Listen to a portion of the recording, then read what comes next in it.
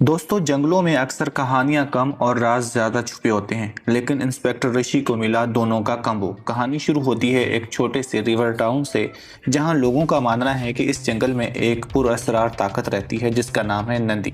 रात होते ही माहौल बदल जाता है और फिर शुरू होते हैं ऐसे खौफनाक मर्डर्स कि हर नई लाश के साथ मिस्ट्री और गहरी हो जाती है। किलर कौन है, कोई इंसान या वाकई जंगल में कुछ और भी मौजूद है?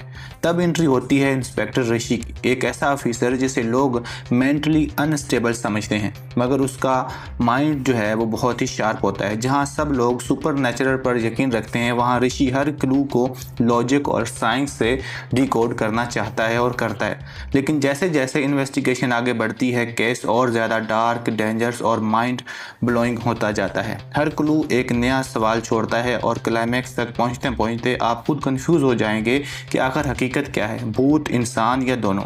अगर आपको सस्पेंस, हॉरर और उसके साथ मिस्ट्री वाले चीज़ें जो हैं और देखना पसंद है और आप इसके फ़ैन हैं, तो ये सीरीज़ आप कभी भी मिस मत करें।